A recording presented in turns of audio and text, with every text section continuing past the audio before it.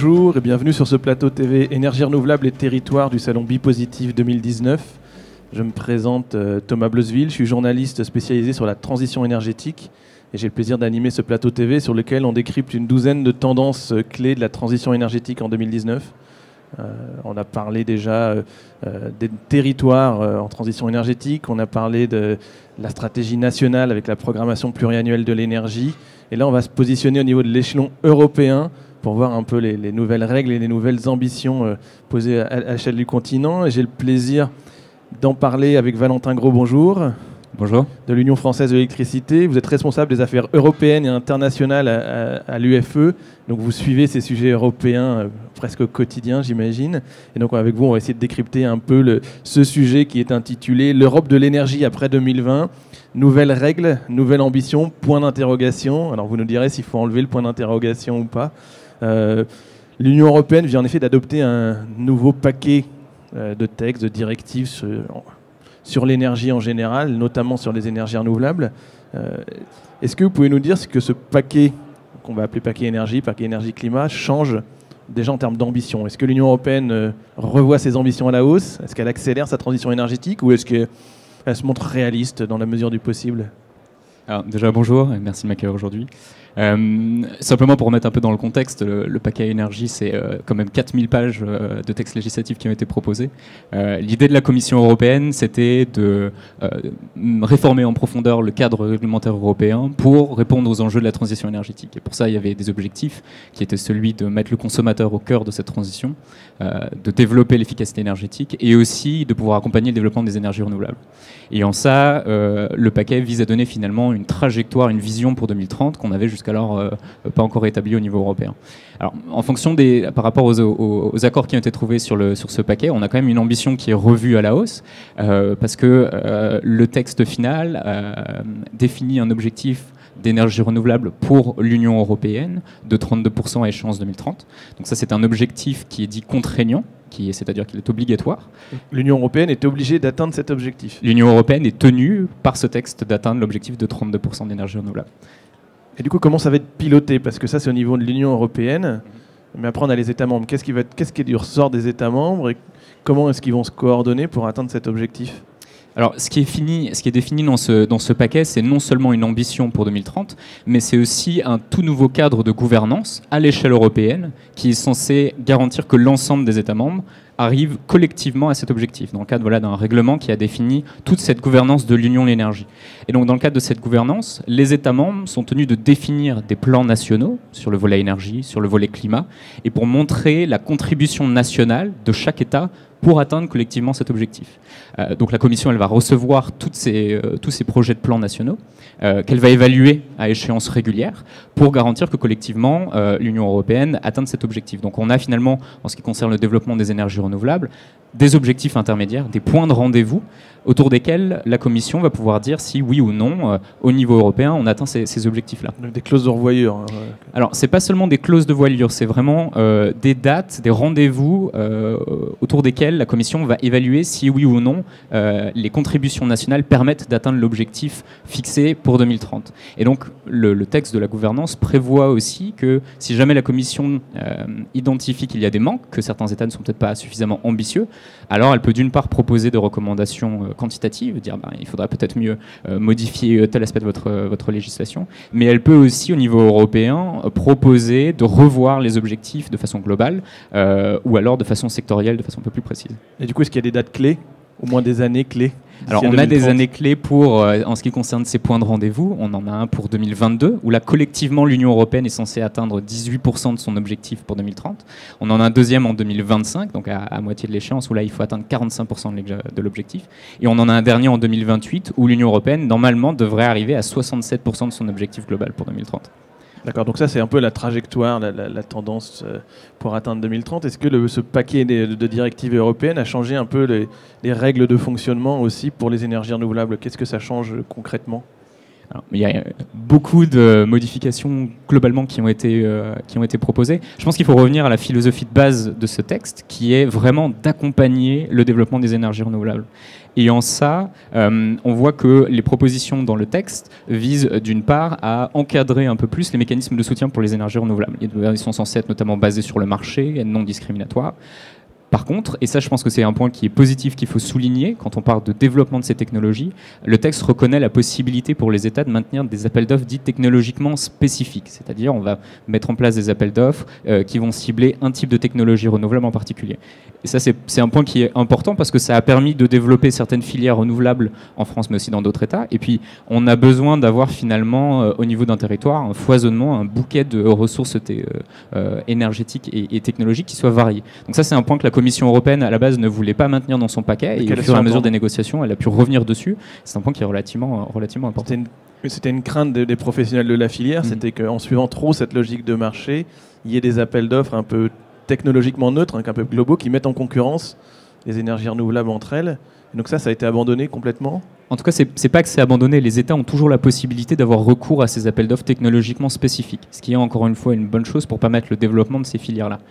Après, ce que prévoit aussi le nouveau paquet énergie, c'est toujours dans cette perspective d'accompagner le développement des énergies renouvelables, c'est d'encadrer et de donner des règles de marché qui favorisent leur participation au fur et à mesure que ces technologies deviennent matures.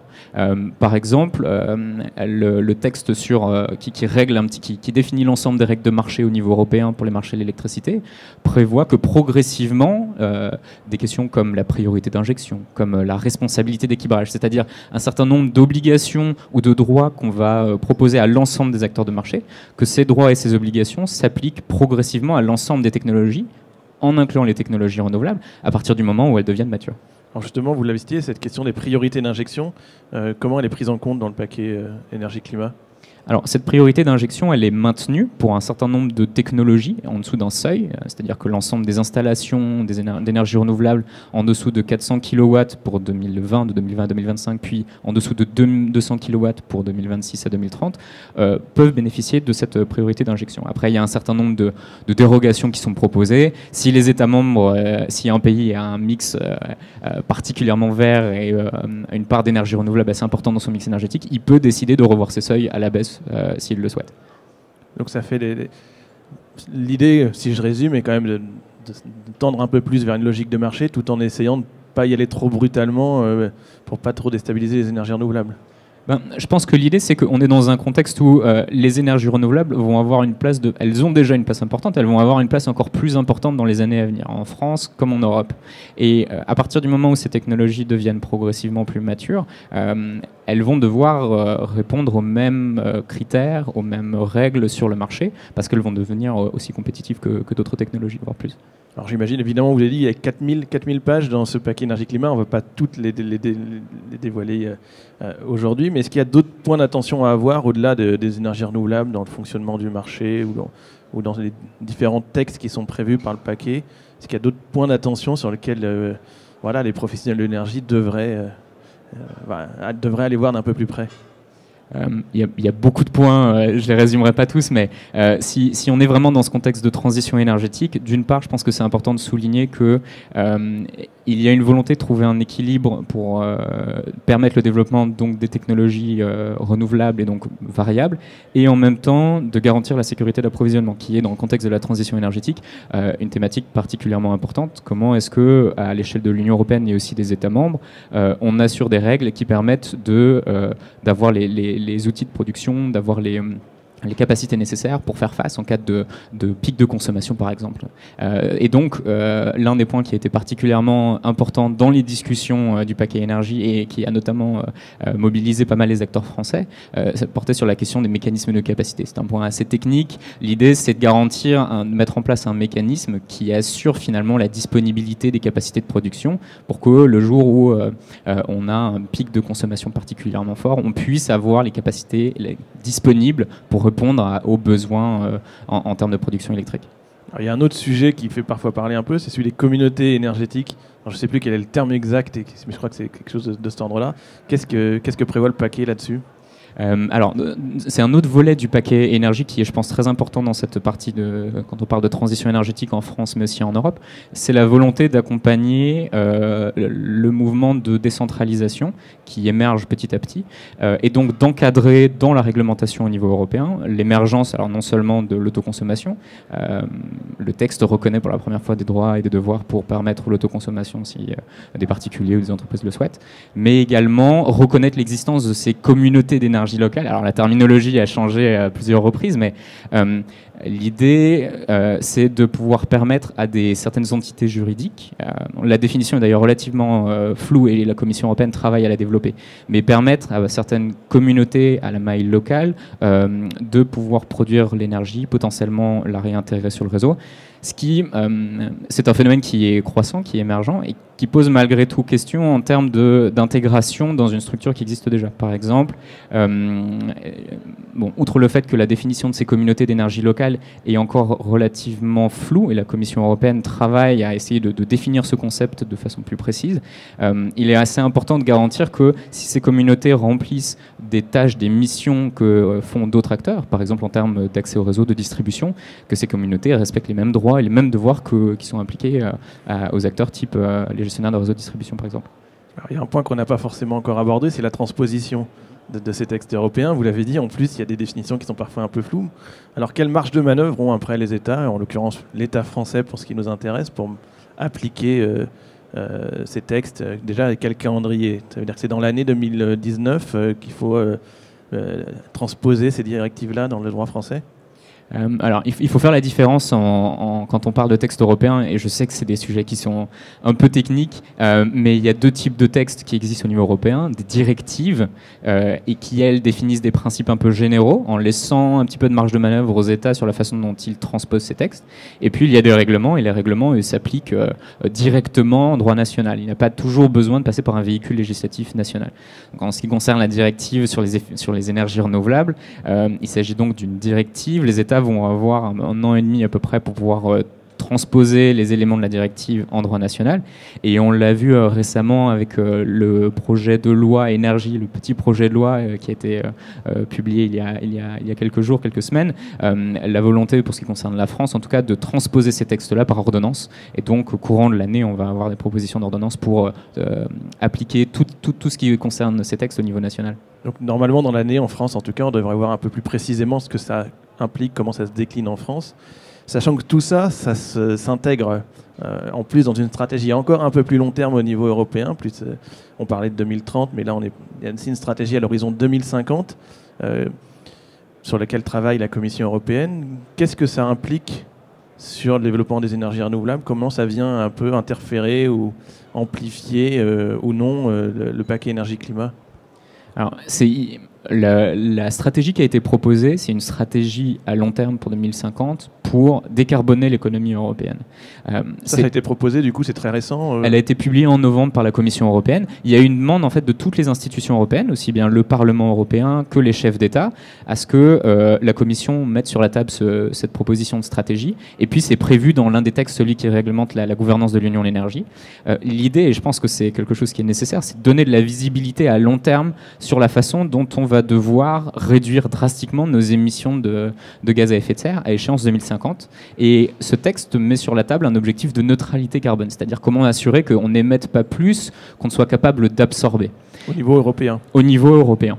Et cette stratégie, elle est absolument essentielle parce que c'est en donnant finalement une vision de long terme qu'on va pouvoir aussi donner de la visibilité aux acteurs, qu'ils soient publics dans la façon dont ils vont définir leur politique publique, mais aussi aux acteurs industriels et qui vont devoir faire des choix en termes d'investissement pour aller vers des technologies qui sont bas carbone. Et donc on a besoin finalement de cette visibilité à long terme. Actuellement, en tout cas, ce qui est débattu au niveau européen, c'est quelle ambition est-ce qu'on va retenir pour 2050? Est-ce qu'on va garder cette neutralité carbone ou alors est-ce qu'on va viser quelque chose de plus bas? Il y a quand même une volonté, notamment de la part de la Commission européenne, de la part du Parlement, d'aller vers une neutralité carbone.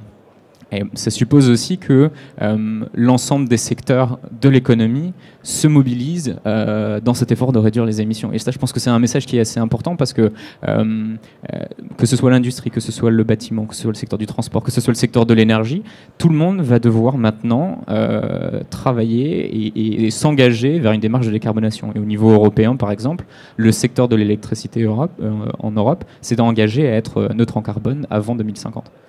Donc peut-être pour terminer, on a bien compris que le paquet énergie-climat vient d'être adopté au niveau européen et donc va être décliné dans les États. Cette stratégie à plus long terme, donc qui nous porte à 2050, quel va être un peu son chemin maintenant en termes de débat, de textes éventuellement adoptés? À quelle échéance on se positionne? Alors, l'objectif, c'est vraiment de donner une résonance à ce débat, à la fois à Bruxelles, parce que Bruxelles reste la capitale, là où on traite finalement de ces thématiques-là, mais aussi partout en Europe. Et il faut avoir ce débat partout en Europe. Il faut travailler, il faut échanger, discuter avec les territoires dans les capitales.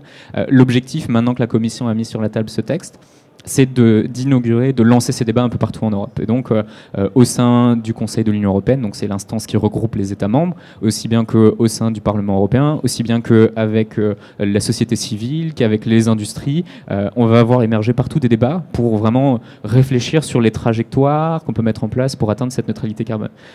Il faut garder en tête qu'il y a un point de rendez-vous, un premier point de rendez-vous qui est le prochain sommet européen, celui en tout cas qui aura lieu en mai. D'ailleurs, c'est le 9 mai, le jour de la fête de l'Europe. C'est un beau signal de mettre l'environnement et le climat le jour de la fête de l'Europe. Mais lors de ce prochain sommet, les États membres, les chefs d'État vont devoir donner des premières orientations sur cette stratégie. Alors, on n'attend pas quelque chose de très précis nécessairement, mais au moins de pouvoir réfléchir et de donner des éléments sur la direction qui a été prise par la Commission dans son texte. On va donc se donner rendez-vous le 9 mai. On espère que cette première vidéo qu'on tourne aujourd'hui pourra donner une impulsion pour contribuer un peu à ce débat. En tout cas, j'invite tout le monde à la retrouver en ligne sur le site du Salon Bipositive ou sur le site du partenaire batijournal.tv, sur lequel vous retrouverez aussi toutes les autres vidéos qu'on a tournées sur ce plateau TV Énergie renouvelable et territoire. Donc à la fois vraiment dans les territoires au plus près du terrain, jusqu'au niveau européen. Avec vous, Valentin Gros. Merci beaucoup d'avoir été là pour nous décrypter un peu ce paquet énergie-climat. Merci beaucoup, merci à vous.